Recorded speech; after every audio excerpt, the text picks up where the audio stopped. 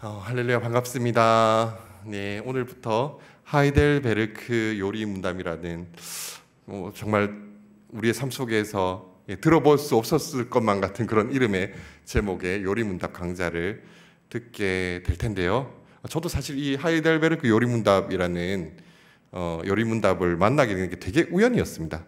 제가 뭘 알고 어디서 들어서 그런 것이 아니라 서점에 갔다가 이 책이 꽂혀 있더라고요. 그래서 뽑아서 읽게 되었는데 이거다 싶은 생각이 들어서 그때부터 하이델베르크 요리 문답에 대해서 좀 관심을 가지게 되었습니다.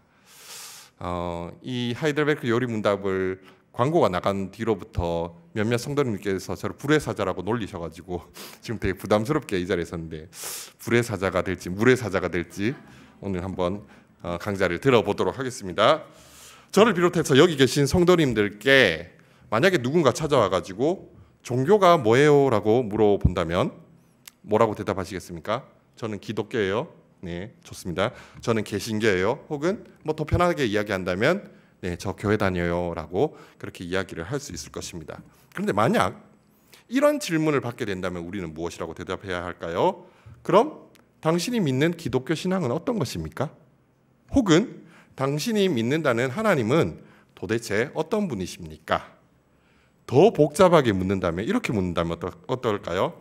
당신은 하나님의 아들인 예수님이 이 땅에 사람으로 태어났다고 했는데 왜 그렇게 해야만 했나요? 성령님은 어떤 분이시고 도대체 성령님이 하시는 일은 무엇인가요? 만약 이런 질문들을 받게 된다면 머리로는 분명히 어렴풋이 알고 있는 내용들이지만 퍼뜩 말로 설명하기가 쉽지만은 않은 부분인 것 같습니다. 그러면서도 이런 것들은 우리가 신앙생활을 하는데 기초가 될 뿐만 아니라 대단히 또 중요한 내용들이기도 합니다. 이렇게 신앙의 기초가 되는 내용들을 정리한 것을 교리라고 하는데요.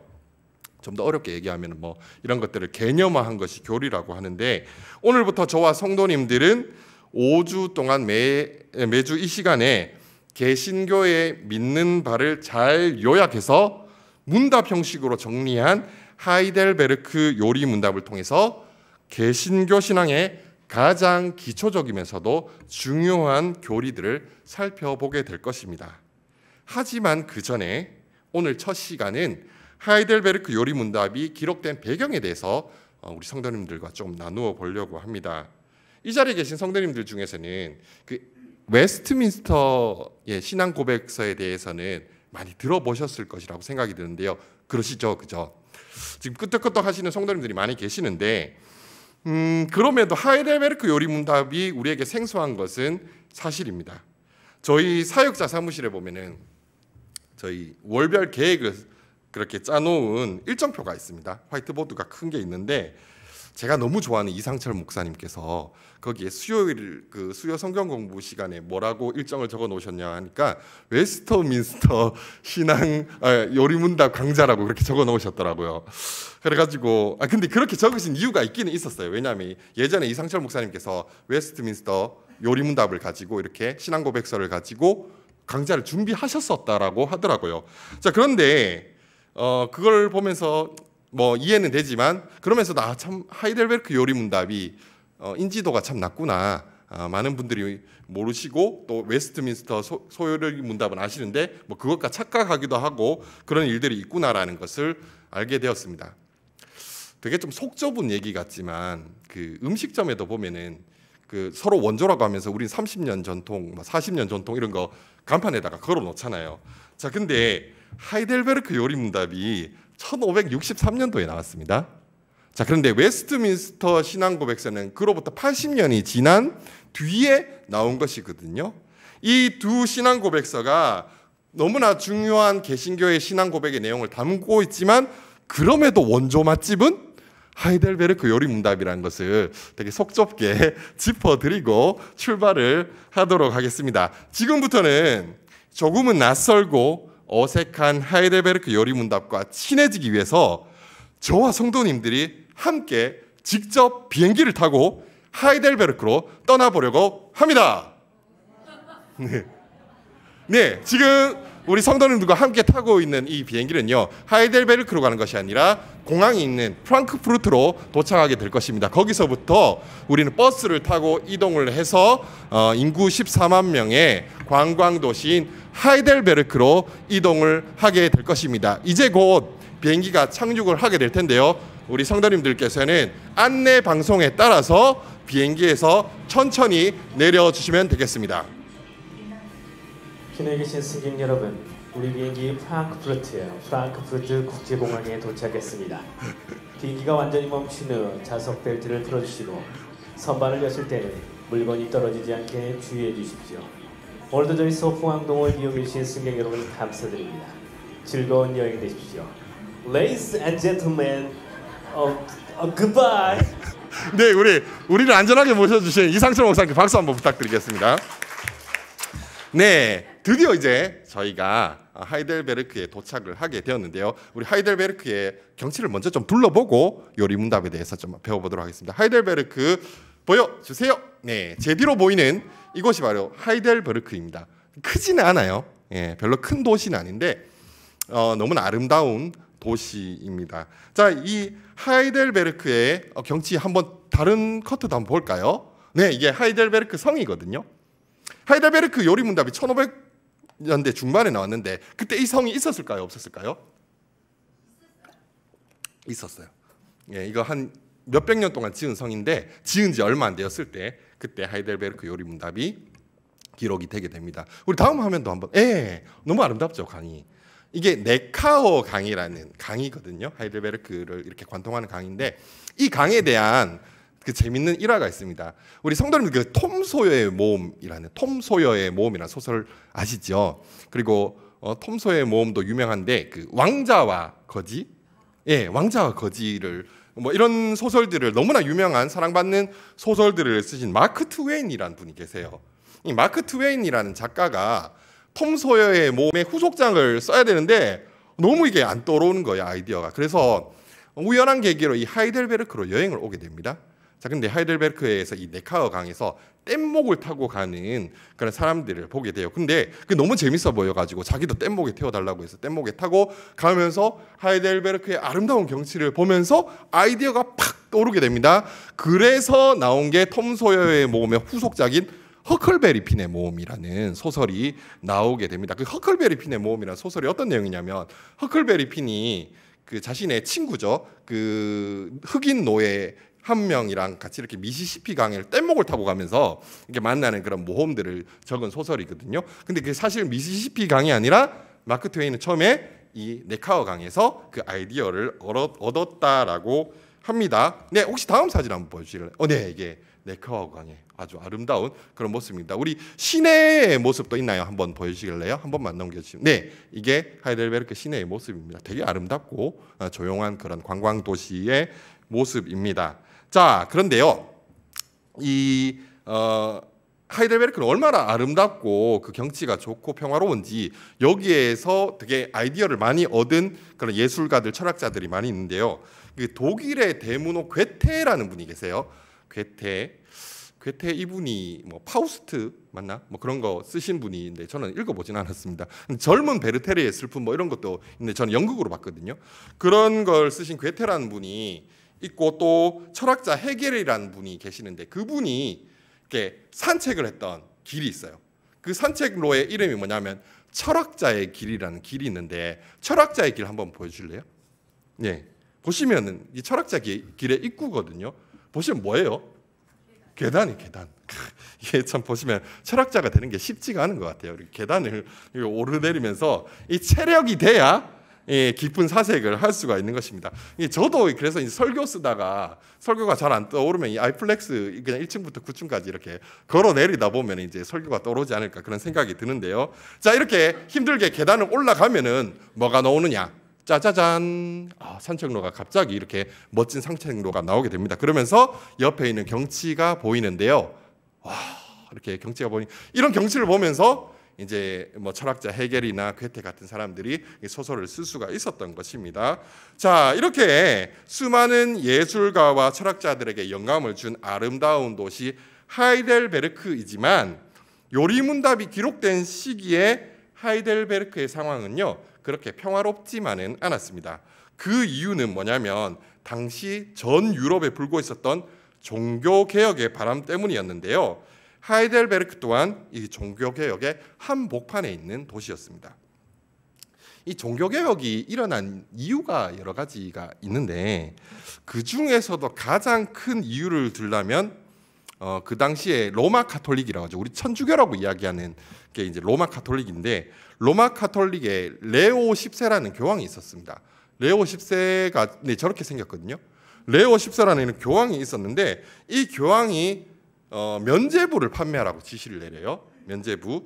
이 면죄부는 말 그대로 돈을 주고 면죄부를 사면 이제 죄를 용서받는다라는 그런 문서가 바로 면죄부가 되겠습니다.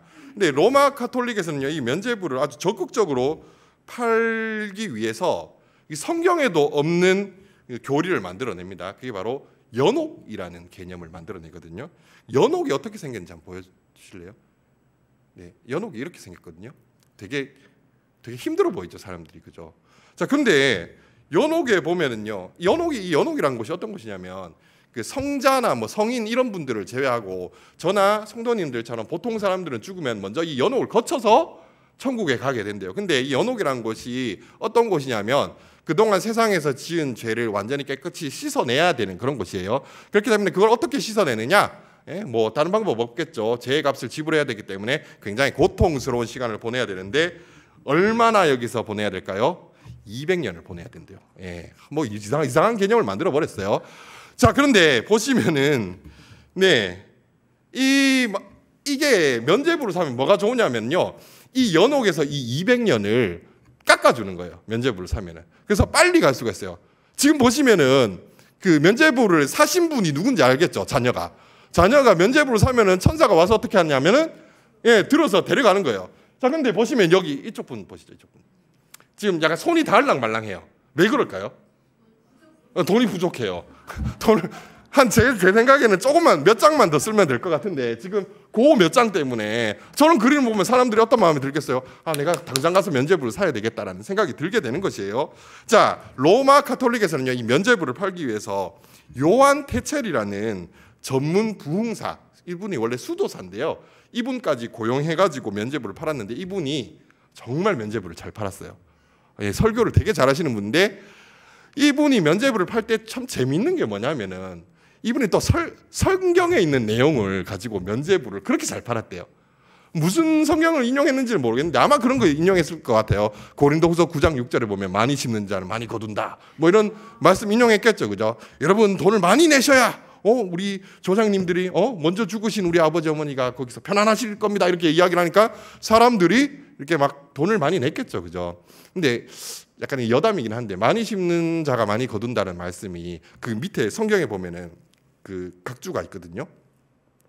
주석에 그 밑에 각주에 뭐라고 적혔냐면 복으로 심는 자는 복으로 거둔다 이렇게 돼 있거든요. 이게 무슨 말이냐면은 헌금 많이 하면은 하나님께서 복을 많이 주신다는 뜻이 아니라 내가 드리는 것이 얼마든지 간에 하나님께 드릴 수 있음을 복으로 여기는 사람을 하나님께서 축복해 주신다는 그런 말씀이거든요. 근데 그런 말씀 가지고 어떻게 해요? 사람들을 속여가지고 면죄부를 팔았는데 그게 수익금이 엄청났었더라는 것입니다. 자, 여기서 알 수 있는 중요한 사실이 한 가지 있습니다. 성경을 들고 이야기를 한다고 해서 다 진리가 아니라는 것입니다. 흔히 이단이라고 부르는 곳에서는 우리와 다른 성경을 쓸까요? 아니요, 똑같은 성경을 봐요. 물론 뭐 신천지에서는 이런 개역 개정판이 아니라 개역 한글판을 본다라고 하긴 해요. 자, 어쨌든 다들 성경을 가지고 이야기를 합니다. 그러나 성경을 가지고도 얼마든지 잘못된 내용, 잘못된 교리를 가르칠 수가 있다라는 것입니다. 그래서 성경을 믿는 바를 정리한 교리가, 그 가르치는 교리가 바르냐 바르지 않냐의 그 문제는 구원의 문제와도 직결되어 있는 아주 중요한 문제라는 것을 우리는 살펴볼 수가 있는 것입니다. 자, 그렇게 면죄부를 팔고 있는 모습을 신앙의 양심상 도저히 지켜볼 수 없었던 한 신학자가 있었습니다. 그 사람의 이름이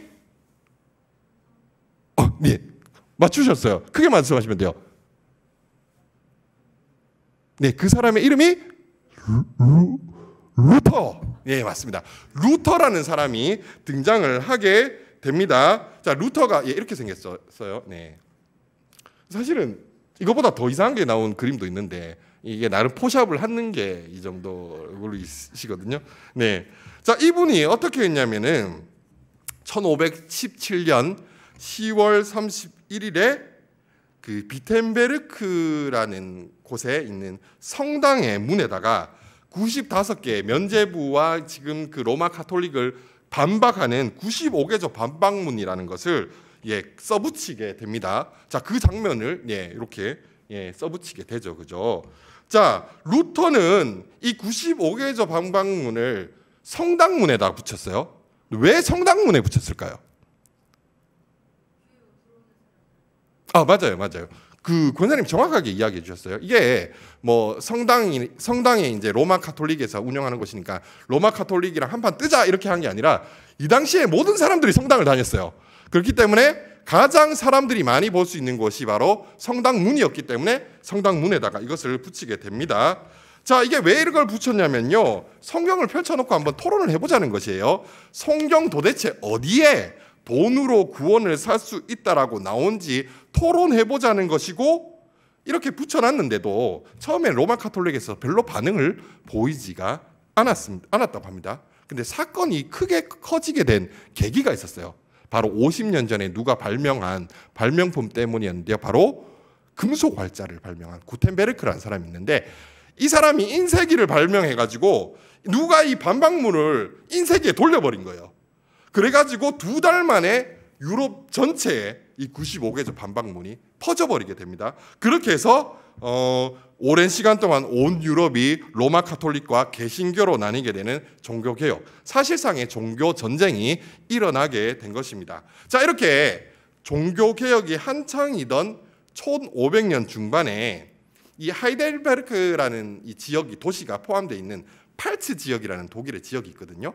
이 팔츠 지방은 누가 다스리고 있었냐면 오토 하인리히라는 사람이 다스리고 있었습니다. 이 오토 하인리히라는 사람이 종교개혁을 일으킨 마르틴 루터의 그 신앙을 일찍이 받아들여가지고 로마 카톨릭의 잘못된 신앙을 버리고 자신이 다스리던 팔츠 지역의 사람들에게 그 종교개혁을 적극적으로 추진했던 사람이 이 오토 하인리히였습니다. 자, 근데 문제가 뭐였냐면은 이 신앙을 가르칠 신학자들이 너무 부족한 거예요. 루터파의 신학자들로만 채워놓으니까. 그래서 어떻게 하냐면 루터파 신학자들만이 아니라 츠빙글리 어떻게 생겼는지 볼까요? 예, 되게 좀 이분이 츠빙글리신데 되게 좀 세게 생기셨어요, 그죠? 이분이 약간 군인 출신이라서 좀 더 그렇게 보이시는 거고, 자, 이게 제 오른쪽에, 성도님들 왼쪽에 있는 이 되게 인자하게 생긴 할아버지 같은 분이 바로 칼빈이라는 분이신데요. 이 츠빙글리파와 칼빈파 신학자들까지도 도시로 이렇게 다 불러들이게 됩니다. 자, 근데 이 오토 할리라는 사람이요, 종교개혁의 꿈을 제대로 실현해보지도 못하고 즉위한 지 3년 만에 죽어버려요. 자, 그리고 나서 그의 가장 가까운 친척이자 하이델베르크 요리문답을 작성을 지시했던 프리드리히 3세가 팔츠 지역을 다스리게 되었습니다. 네, 이분이 프리드리히 3세신데요. 자, 프리드리히 3세가 바로 하이델베르크 요리문답을 작성하도록 한 영주입니다. 하지만 그도 처음부터 개신교를 믿었던 것은 아니고요. 그는 처음에는 부모님의 영향으로 카톨릭교를 믿었던 사람입니다. 근데 아내를 잘 만나요. 아내를 누구를 만나냐면 마르틴 루터의 소요리 문답으로 교육을 받은 마리라는 여자가 있었는데, 그 사람과 결혼을 하게 되면서 이 사람도 개혁주의 신학으로 이렇게 노선을 갈아타게 됩니다. 그런 신앙을 가지게 되었습니다. 근데 이 당시에 신앙을 바꾼다는 게 쉬운 일이 아닌 게, 부모님이 카톨릭을 믿었잖아요. 근데 자기가 이제 루터파의 신앙을 가지게 되니까 부모님들이 경제적 지원을 끊어버린 거예요. 이 사람은 왕족이지만 되게 어렵게 살았거든요. 돈 한 푼 없이 그렇게 어려운 삶을 살았지만 그럼에도 그는 신앙을 버리지 않고 오히려 더 신앙이 성숙해지는 시간을 보내게 됩니다. 자, 그러다가 이제 오토 할리가 죽게 되고 프리드리히 3세가 이제 팔츠 지방의 영주가 되게 되는데요. 이 프리드리히 3세는 자기가 영주가 되자마자 어떤 사명감을 가지고 있었어요. 그게 뭐냐면, 내가 이 사람들을 경제적으로 풍요롭게 만들어서 행복하게 하는 거, 그거 대단히 중요한 일이다. 하지만 정말 이 사람들이 바른 신앙을 가지게 되고 하나님을 제대로 알아서 그 속에서 행복을 누리는 것이 정말 하나님께서 나에게 이런 직분을 맡기신 이유다라고 그런 생각을 가지고 있었던 것입니다. 우리가 참 그 나라의 위정자들을 위해서 기도를 많이 하는데 정말 이 프리드리히 3세는요 하나님을 경외하고 백성들을 사랑하는 그런 위정자였던 것 같습니다.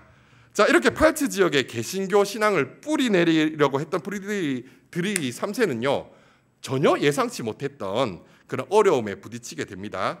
자, 그 어려움이 무엇이냐면 로마 가톨릭이 자신을 공격하는 것도 아니었고 바로 오토 하인리 자기 선대의 그런 그 영주였던 사람 때부터 불러들인 수많은 개신교 신학자들 간에서 격렬한 논쟁이 붙어버린 거예요. 자, 개신교 신학자들을 한데 모아놨으니까 이제 힘을 합쳐가지고 개신교 교리를 만들 것이라고 생각했는데 그것이 아니라 프리드리히 3세와의 발음과는 다르게 이들이 루터파와 츠빙글리파와 칼빈파가 서로 막 박터지게 싸우고 있었는데, 자, 이들 사이에 논쟁이 벌어진 이유는요 교회에서 하는 이것에 대한 견해가 달랐기 때문이거든요. 이거에 대한 성경적 해석이 달랐기 때문입니다. 도대체 개신교 신학자들 루터파와 칼빈파와 츠빙글리파가 싸우게 만들었던 교회에서 하는 이것은 무엇일까요? 갑자기 퀴즈를 내서 죄송합니다. 요리문답 어떻게 만들 것이냐 그에 대한 갑론을박 이라기보다는 조금 더 구체적인 거예요. 우리가 교회에서 하는 무엇에 대한 논쟁이었습니다. 네, 정답 1번? 네. 보기 드릴까요? 알겠습니다. 보기 이런 기분이군요. 갑자기 질문을 받는다는 게 이런 기분이군요. 자, 1번 세례, 2번 기도, 3번 성찬, 4번 뭐 할까요? 4번은 설교. 네, 뭐 이런 거 4개로 하겠습니다. 1번 세례, 2번 기도, 3번 성찬, 4번 설교. 자, 요렇게 되면은 이걸 하시다. 자, 1번이고요. 2번, 3번, 4번에서 준비하시고 안 보이게 하시려면 이렇게 드시면 됩니다. 자, 준비하시고 들어 주세요. 오, 2번, 3번, 2번, 3번. 3번이 좀 많네요. 1번도 있으시고요. 정답을 말씀드리겠습니다. 정답은 바로 성찬입니다. 네. 루터파, 츠빙글리파와 칼빈파가 같은 개신교임에도 박터지게 싸운 이유가 바로 이 성찬에 대한 해석이 달랐기 때문입니다. 성찬은 예수님께서 우리를 위해 죽으신 것을 기념해서 떡과 포도주를 먹는 것을 뜻합니다. 예수님께서 잡히시기 전날 밤에 제자들에게 떡을 나눠주시면서 이것을 받아 먹어라, 이것은 내 몸이니라 라고 말씀하십니다. 또 잔을 나눠주시면서 이것을 마시라, 이것은 나의 피, 곧 언약의 피니라 라고 말씀하십니다. 자, 이렇게 예수님의 피와 살을 먹음으로 주님께서 우리를 위해 죽으심을 기념하는 성찬에 대해서 개신교 내에서조차 저마다 다른 해석을 가지고 있었습니다. 논란이 된 부분은 이것이었는데요. 들으시면 약간 웃으실 수도 있을 것 같습니다. 논란이 된 부분이 떡과 포도주가 실제로 예수님의 몸으로 변하느냐라는 것이었습니다. 변한다면 언제 변하고 변하지 않는다면 왜 변하지 않느냐는 것이었습니다. 자, 이런 문제에 대해서 로마 가톨릭과 개신교에서는 서로 다른 주장들을 하고 있었는데요. 지금부터 이들의 주장을 하나하나 설명을 드리도록 하겠습니다. 자, 성찬에 대한 몇 가지 주장 중에서 어떤 것이 맞다고 생각하시는지 아까 하셨던 것처럼 이렇게 하시면 보여주시면 됩니다. 자, 성찬에 대한 첫 번째 견해부터 말씀을 드리도록 하겠습니다. 첫 번째 견해는 바로 화채설입니다. 화채설. 빵과 포도주가 실제로 그리스도의 육체가 된다라는 주장입니다. 자, 이런 주장을 하는 이유는 간단합니다. 마태복음 26장에서 예수님이 직접 떡을 떼주시면서 이렇게 말씀하십니다. 이것은 내 몸이라. 그리고 또 잔을 주시면서 이것은 나의 피라고 분명히 말씀하셨기 때문에 주님이 말씀하신 그대로를 믿는 화채설이야말로 성찬에 대한 올바른 이해이다라고 생각하시는 성도님들은 이따가 손가락으로 1번을 들어주시면 되겠습니다. 자, 성찬에 대한 두 번째 견해는 바로 공제설입니다. 공제설은 빵과 포도주를 먹을 때 거기에 예수님의 몸이 함께 계신다라는 것입니다. 예수님은 하나님이 맞습니까? 아멘. 네, 예수님은 하나님이시죠. 그렇기 때문에 예수님은 어디에나 계실 수 있는 분입니다. 당연히 우리가 성찬 때 먹는 빵과 포도주 안에도, 그리고 그것과 함께 그 아래에 실제로 예수님은 임재하실 수 있습니다. 그 사실을 믿으십니까? 네. 자, 이렇게 빵과 포도주에 그리스도의 몸이 함께 임재하시기 때문에 성찬을 통해 실제로 예수님의 살과 피를 먹는 것이라는 공제설이 맞다라고 생각하시는 분은 이따가 2번을 들어주시기 바랍니다. 자, 성찬에 대한 세 번째 견해는 바로 기념설입니다. 성찬 시 먹는 떡과 포도주가 그리스도의 몸이 되는 것이 아니라 그것을 통해 단지 그리스도의 죽으심을 기념하는 것이라는 주장입니다. 누가복음 22장 19절을 보시면 이렇게 말씀하고 있습니다. 또 떡을 가져 감사기도 하시고 떼어 그들에게 주시며 이르시되 이것은 너희를 위하여 주는 내 몸이라 너희가 이를 행하여 나를 기념하라. 예수님께서는 성찬을 통해서 진짜 자신의 몸과 피를 마시라는 것이 아니라 이것을 행하여 기념하라고 했습니다. 따라서 성찬은 주님의 살과 피를 실제로 먹는 것이 아니라 주님의 죽으심을 기념하는 기념설이 맞다라고 생각하시면 손가락으로 3번을 표시해 주시면 되겠습니다. 마지막으로 성찬에 대한 견해 한 가지만을 더 말씀드리겠습니다. 성찬에 대한 네 번째 견해는 바로 영적 임재설입니다. 이것은 예수님께서 성령님을 통해서 성찬 가운데 실제로 임재하신다라는 견해입니다. 우리가 성찬 때에 먹는 떡과 포도주가 실제로 예수님의 살과 피가 되는 것은 아니지만 떡과 포도주를 우리가 먹었을 때 우리 속에 들어와서 우리의 것이 되는 것처럼 성령님의 역사하심으로 떡과 포도주를 우리가 먹을 때에 그리스도의 고난과 순종과 그 모든 유익이 실제로 우리의 것이 된다라는 견해가 바로 영적 임재설입니다. 영적 임재설이 맞다고 생각하시는 분은 손가락을 들어서 4번을 표시해 주시면 되겠습니다. 자, 준비되셨으면 보기 보여주시고요. 이 네 가지의 성탄론 중에서 어떤 것이 맞다라고 생각하시는지 손가락을 들어서 표시해 주시기 바랍니다. 오, 갈려. 네, 야, 이게 놀랍지 않습니까? 왜냐하면 우리가 한 성경에 있는 내용을 가지고 지금 살펴보고 있거든요. 성찬에 대해서. 근데 이 성찬이라는 한 주제에 있어서도 같은 성경을 보지만 그 안에서 이게 달라지는 것을 보게 됩니다. 해석이. 그렇기 때문에 교리가 달라질 수밖에 없는 것이고 그 가운데서 바른 교리를 찾는 것이 얼마나 중요한지를 우리가 살펴보게 되는 것입니다. 자, 사실 첫 번째 견해인 화채설은 로마 카톨릭이 주장하는 주장이고요. 그리고 천주교에서 주장하는 성찬론입니다. 자, 두 번째 공제설은 루터파에서 주장하는 성찬론입니다. 세 번째 기념설은 츠빙글리라는 사람과 그를 따르는 신학자들이 주장하는 성찬론이고요.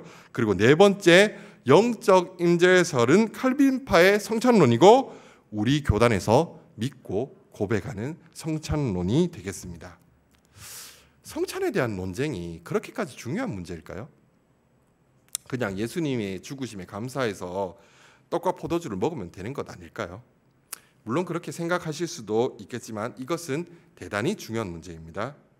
예수님께서 제자들에게 반드시 지키라고 명령하신 성례가 딱 두 가지가 있습니다.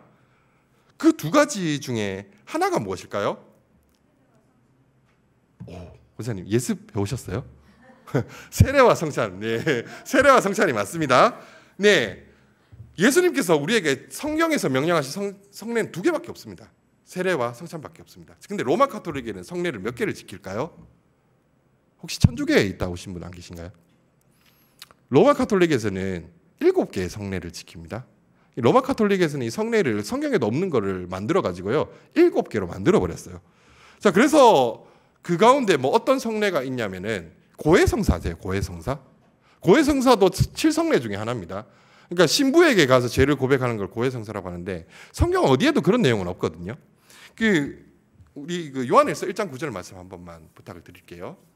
요한일서 1장 9절의 말씀 우리 같이 한번 읽어볼까요? 함께 받도록 하시겠습니다. 만일 우리가 우리 죄를 자백하면 그는 미쁘시고 의로우사 우리 죄를 사하시며 우리를 모든 불의에서 깨끗하게 하실 것이요. 아멘. 이 말씀처럼 우리가 예수 그리스도의 그 은혜를 의지하여 하나님께 우리의 죄를 고백하기만 하면요, 우리는 모든 죄를 용서받게 됩니다. 그런데 왜 신부를 찾아가서 죄를 고백합니까? 이것만 봐도 로마 카톨릭은 성례론에 있어서 성경과 맞지 않은 교리를 가지고 있다는 사실을 우리는 확인을 할 수가 있습니다. 다시 성찬으로 돌아와가지고 로마 카톨릭과 루터파의 주장대로라면은 우리가 성찬의 유익을 누리기 위해서는 우리가 실제로 예수님의 피와 살을 먹어야만 그 유익을 누릴 수가 있습니다. 성찬을 우리가 예수님의 살과 피를 진짜로 먹어야 되고, 그리고 그것을 먹었을 때 우리의 몸이 실제로 예수님의 몸이 되고 우리의 피가 예수님의 피가 될 때에만 그 유익을 누릴 수 있다는 것입니다. 그렇기 때문에 희한한 논리를 가져와서 우리가 먹는 이것이 진짜 예수님의 피야 살이야라고 그렇게 이야기를 했던 것입니다. 근데 한 가지 이게 여담이긴 한데, 카톨릭에서 우리 그 신자들이 포도주를 먹을까요? 성찬 시에? 일반 신자들은 포도주를 안 먹지 않아요. 왜냐하면 포도주가 비쌌기 때문이에요. 근데 피를 먹어야 되잖아요. 어떻게 먹어요, 그러면? 사제들만 그 포도주를 먹거든요. 지금도 그래요? 지금도 그래요? 자, 근데 피를 먹기는 먹어야 되잖아요. 그럼 피를 어떻게 먹었을까요? 일반 신자들은 물에 타서 희석해서 1대9의 비율, 9대1의 비율로 해서 희석해서 먹으면 많이 먹을 수 있겠네요. 자, 그렇게 한 게 아니라요, 떡은 먹잖아요. 떡. 우리 살 안에 피가 어디 있어요? 살 안에 있잖아요. 떡을 주면서 뭐라고 이야기하면, 너희들이 살을 먹었으니까 그 안에 피도 있을 거 아니야 라고 이야기를 했다라고 해요. 예.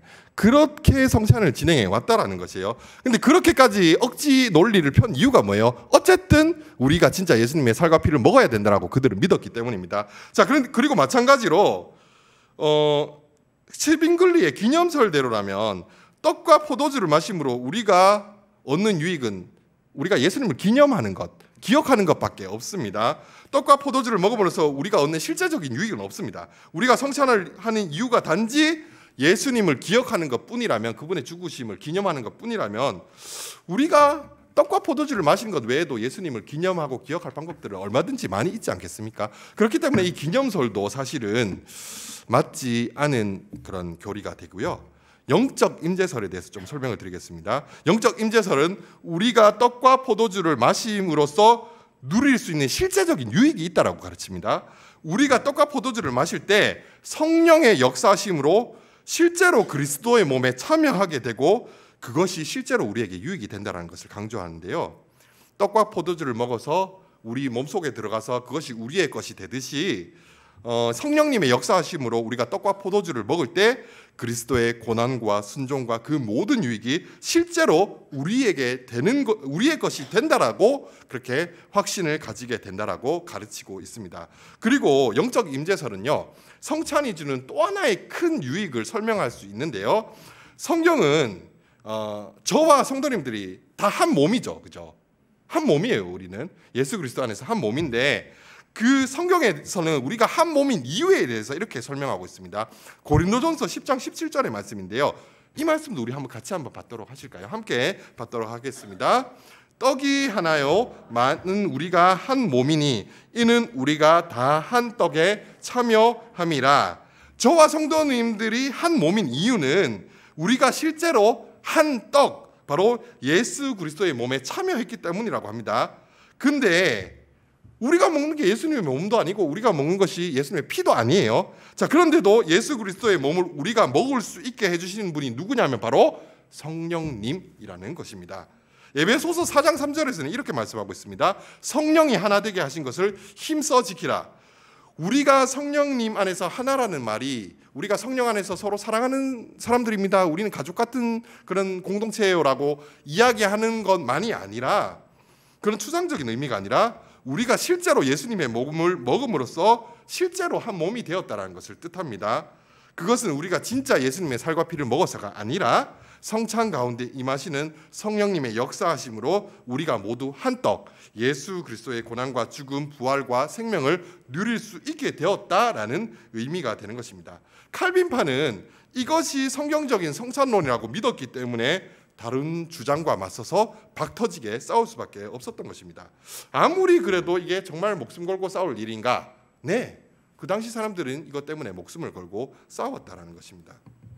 성도님들, 성경을 올바로 해석하는 바른 교리는요, 바른 교리는 정말 목숨을 걸 만한 가치가 있습니다. 그것을 모르면 지옥 가기 때문만이 아니라 물론 첫 부분에 말씀드린 것처럼 정말 잘못된 교리를 배우게 되고 그것을 믿는다면 구원에 이르지 못할 수도 있습니다. 그러나 그렇기 때문에 이 잘못된 교리를 분별하고 이단을 분별하기 위해서라도 우리는 올바른 교리 교육을 받아야 된다는 것입니다. 하지만 제 생각으로는 루터파나 츠빙글리파의 성찬 교리를 따른다고 해서 지옥에 가지는 않습니다. 네. 그럼에도 바른 교리가 중요한 이유가 있습니다. 그것은 무엇이냐면 성경적이고 바른 교리가 실제로 우리의 삶 속에 주는 유익이 어마어마하기 때문입니다. 그래서 우리는 교리를 배워야 하는 것입니다. 그리고 저와 성도님들이 교리를 배워야 하는 또 하나의 중요한 이유는 이런 바른 신앙을 나만이 아는 것이 아니라 내 가족, 내 이웃, 무엇보다도 내 자녀 세대에게 물려주어야 하기 때문입니다. 그렇기 때문에 우리는 바른 교리 위에 서 있어야 한다는 것입니다. 그렇다면 우리는 바른 교리를 어디서 배울 수 있을까요? 먼저는 설교를 통해서 배우실 수 있습니다. 정말 감사한 것은 우리 서풍교회는요, 그런 바른 교리 위에 서 있는 교회예요. 그래서 설교 중에 선포되는 수많은 교리적인 내용들이 굉장히 성경적이고 우리 담임 목사님이 그런 부분에 있어서 정통하시다는 것을 저는 새삼 느끼고 있습니다. 그리고 또 하나 바른 교리를 배울 수 있는 방법을 알려드리겠습니다. 다음 주부터 매주 수요일 10시 30분 소풍교회에서 하이델베르크 요리문답 강좌를 들으시면 됩니다. 네, 프리드리히 3세는요 루터파와 칼빈파 간에 이렇게 공개 토론을 하게 되거든요. 성찬론에 대한 공개 토론을 하게 되는데 이것을 쭉 지켜보고 누가 더 성경적이라는 결론을 내렸을까요? 네, 맞아요. 칼빈파가 더 성경적이라는 결론을 내리게 됩니다. 그리고 칼빈파가 더 성경적인 그런 교리를 가르칠 수 있다라고 그런 교리를 가지고 있다라고 생각하게 되었고 칼빈파의 성경적인 교리를 백성들에게 가르쳐야겠다라고 생각을 하게 됩니다. 그리고 칼빈파가 주축이 되어서 성경의 바른 교리를 정리하도록 지시를 내리게 되고 그렇게 하이델베르크 요리문답이 탄생하게 됩니다. 원래대로라면 오늘 하이델베르크 요리문답의 첫 번째 질문까지 그 진도를 뺐었어야 됐거든요. 근데 이게 그 배경 설명이랑 성찬로를 좀 설명하다 보니까 분량이 너무 많아져가지고 거기까지는 좀 힘들 것 같습니다. 그래서 오늘은 하이델베르크 요리문답이 탄생하기까지의 과정을 살펴봤는데 약간 좀 역사 강의처럼 느껴지셨을 거라는 생각이 들어요. 다음 시간부터는 정말 성경을 찾아가면서 하이델베르크 요리문답의 내용을 하나하나 살펴보도록 하겠습니다. 성경을 많이 읽는 것은 참 좋은 일이죠. 그리고 그 성경의 내용을 바로 해석할 수 있는 눈을 가지는 것은 그에 못지않게 중요한 일인 것 같습니다. 그런 눈이 없다면 같은 성경을 펼쳐놓고도 면죄부를 팔고 잘못된 교리를 가르칠 때 그것을 분별할 수 없을 뿐만 아니라 말씀이 우리에게 주는 참된 유익도 알지 못하게 되는 것입니다. 그리고 우리가 가진 신앙을 다음 세대에 물려주지도 못하게 될 것입니다. 이제 저와 성도님들이 하이델베르크 요리문답을 통해 교리 교육을 시작하면서 일종의 사명감을 가지게 되었으면 좋겠습니다. 그 사명감이 어떤 것이냐면 프리드리히 3세가 바른 신앙 교육을 통해서 사람들이 하나님 안에서 참된 행복을 누리기를 원했던 것처럼 저와 성도님들이 말씀을 바로 이해함으로써 먼저는 내가 그 기쁨을 누리고 주변의 사람들 또한 그 유익을 함께 누리기를 원하는 그런 소망을 가졌으면 좋겠습니다. 그것이 바로 우리가 교리 교육에 해야만 하는 그런 유효가 되는 것입니다. 제가 기도하고 첫 번째 순서를 마치도록 하겠습니다.